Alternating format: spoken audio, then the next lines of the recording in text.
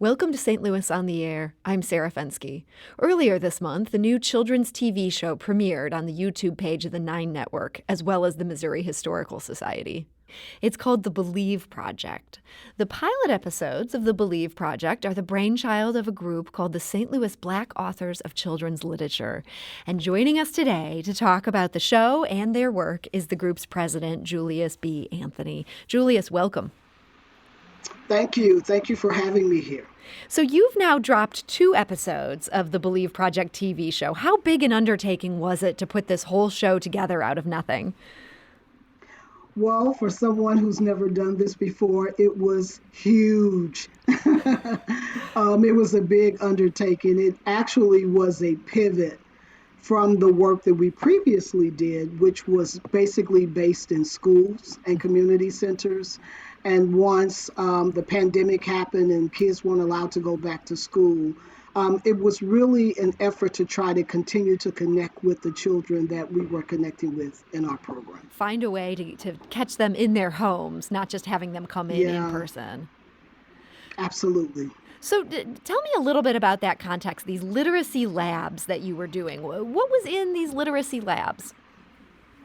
So essentially, we started the Believe Project back in 2018. And it actually came out of work that we were doing at the Missouri History Museum. We were facilitating a few educational programs for the families that typically came for those kinds of activities.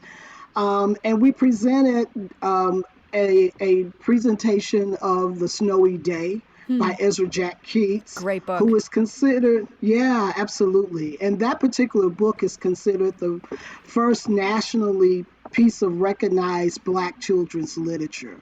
And so that particular year, the U.S. Postal Service had actually commemorated a stamp in honor of the protagonist in that book, Peter.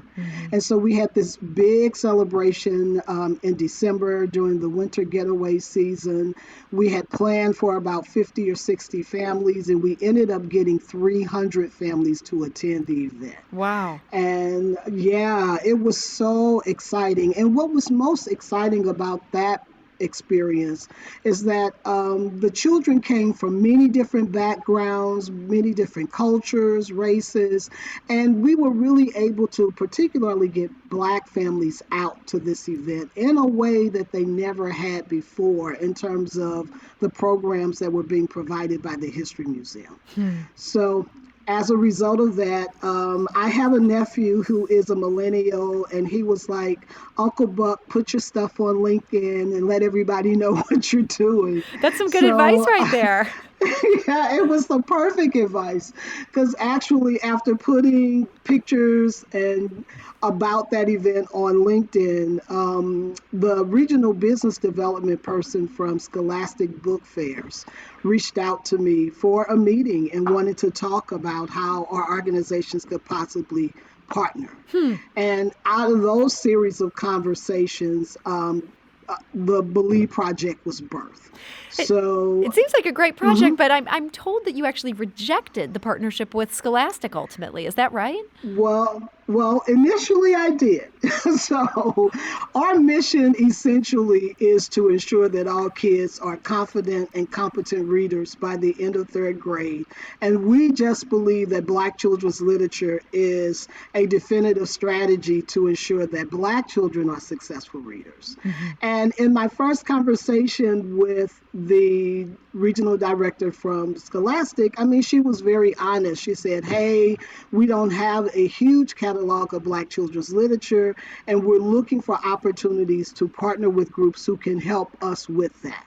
And so she asked about our organization becoming a part of Scholastic, and my initial response was no, because I thought that if they really wanted us, I must have had something really special that I didn't realize that I had myself. So we kind of ended that meeting like that, and we met at a local coffee shop. And she called back a couple of weeks later and asked for another meeting, and then she pitched the idea of us being a third-party vendor to a reading room program that they already had. And I was familiar with that reading program, but what I didn't want to do is to not be committed to my mission. And I knew that in that program, schools basically got a lot of leveled readers, and a lot of those books simply did not tell stories about Black children or the Black experience. And so I wasn't interested. So that was like my second rejection to them. And and you have to realize Scholastic is like the top seller in children's and distributor of Oh, children's books in the yeah. I mean, they're world. huge. And You're playing so hard to yeah, get here. It's incredible. oh my God, yes. I mean, they own Harry Potter. Can you believe that? I mean, that tells you everything you need to know right there. Yeah, absolutely. But I really was committed to our mission, and I understood the devastation in terms of what was happening in our communities regarding Black children hitting third grade on levels. So, anyway, I told them to give me an opportunity to kind of think about what we could do. And I sort of like reimagined the whole reading library experience, but we don't call it a library. We call it a literacy lab because children do several things in that space. And so at the core of the space is the literature. We have been fortunate to open up 4 spaces, and in those spaces, we have at least 3,500 books Wow. in all of those spaces. And our goal initially was to just have 1,000, but so much goodwill has been put around this project that we were able to place 3,500 books in those spaces. And actually, we have more than Scholastic as a partner to make this happen. So Wow. we have, yeah. So, You, Julius, you want me to 3,500 books in each of these 4 locations. How many of these books are books that are Black children's literature by Black authors or featuring Black protagonists? So we're committed to making sure that at least 80% of the books in those spaces um, is Black children's literature as we define it. And we define Black children's literature as a children's picture book or an adolescent reader that tells the story or history of Black children, Black people, and their experiences. So the authors aren't necessarily always Black or African American. But what we're more interested in is the content and making sure that, yeah, that Black children hear stories about themselves. So, how have the kids who are in these sites where they have these labs? How have they responded to having that content in front of them and in such an overwhelming number? Wonderfully well. And so we have 4 sites. The first site was opened at Ferguson Community Empowerment Center on the site where Michael Brown was shot, and the Quick Trip actually burnt down. So to us, that was really significant to have our first site there. We really felt like we were meeting our social justice issue by having the first site there. And the second site opened at Sister Thea Bowman Catholic School in East St. Louis. The third site is Glasgow Elementary School in the Riverview Garden School District. And the fourth site is Old North Confluence Academy, which is part of the Confluence Academy's charter schools. Yeah, and so in these spaces, we wanted to make sure that kids felt as if they were at home, and we wanted to build sort of like a home type environment. And so IKEA was very gracious to us and lended us their design team. They went into those spaces, they looked at them, and they made sure that they had nice, comfortable couches and comfortable chairs. And so it's more of an adult-looking setting, and we were intentional about that because we wanted children to make the psychological connection that what you do here, you can do at home. And so my favorite story about how they have responded to the space is a story about the kids at the Ferguson Center. And so Major Gail Ayo, who is with the Salvation Army, she told me the story about a couple of days after the kids first went into the space. And she said, Julius, you wouldn't believe this, but our kids have actually identified this space as their home. And they decided together that when they walked into that space, they would take off their shoes, almost as if it was sacred ground. Wow. And yeah, that was the real moment that I understood that what we were doing was really transformational and powerful. Yeah, And that that's it was That's such a remarkable moment. Yeah, absolutely, absolutely. And if you visit those sites, all of them, and you go into the spaces while the kids are there, we've told the leadership of those buildings that those spaces have to be spaces where children are allowed to do what they want to do, that they guide their own experience, that they're allowed to read the books that they want to read. And so it has to be self-directed so that kids can build an agency for their own love for reading. We're talking right now to Julius B. Anthony. He's the president of the St. Louis Black Authors of Children's Literature. And these literacy labs obviously got shut down by the coronavirus, just like everything else. And that is when, Julius, you turned to TV. And I want to make sure in our last couple minutes here that we get to the TV component, because this is brand new. It's super cool. Everybody can access it on YouTube. And in these episodes of the Believe Project, you are almost a hip-hop Mr. Rogers. So I want to play a clip of you, and this is you giving the Believe Pledge, which is part of each episode of the Believe Project. To all the believers, what do we see? Stories written for you and me. Tales of adventures and fantasies. Narratives saying, be the best that you can be. To all the believers, let's count to 3. Then open your books and read with me. 1, 2, 3.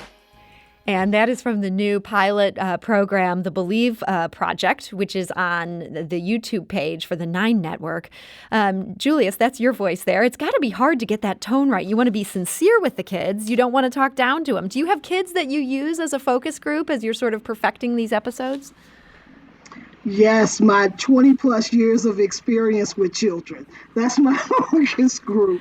So I've done everything in education from teach first grade to being a school administrator. And so all of my career, I've been around kids in either early childhood or elementary education.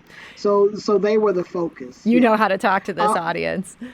Absolutely, absolutely. And here's the thing, you don't want to talk to them or baby talk to them. Kids are much, much more smarter than we give them credit for. What you want to do is to just be authentic and honest with them and to give them experiences and language that they could easily connect with. And that's one of the things that we're trying to do with the Believe Project as a TV show or digital episodic series.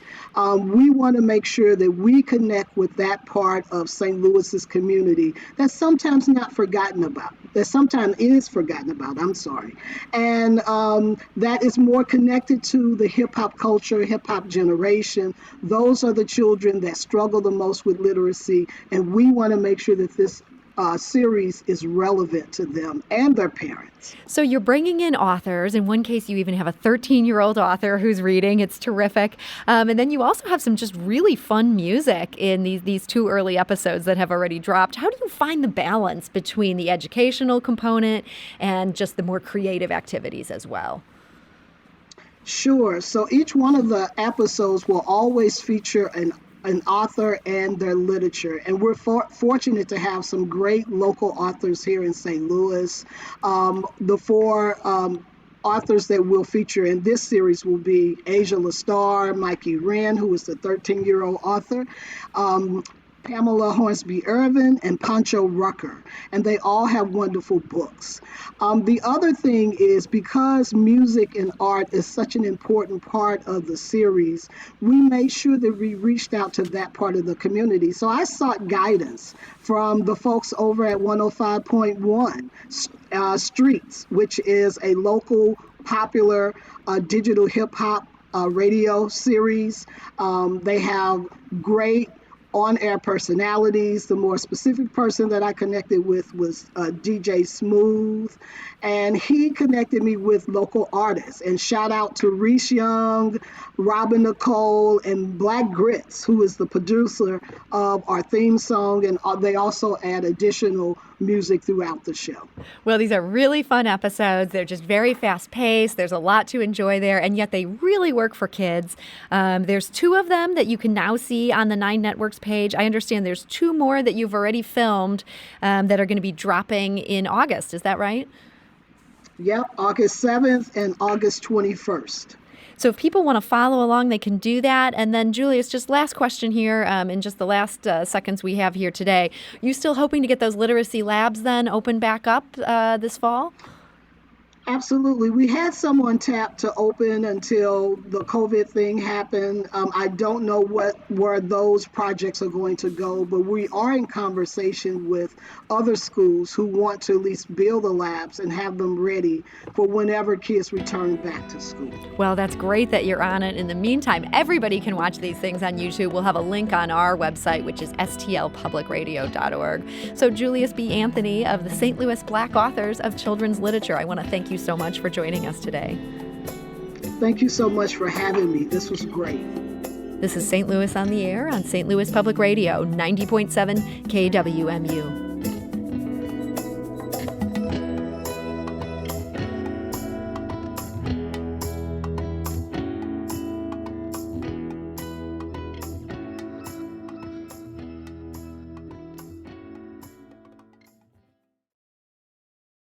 Support comes from the Missouri Forest Products Association, committed to conservation and careful management of the state's forests to make them more resilient and better habitats for wildlife.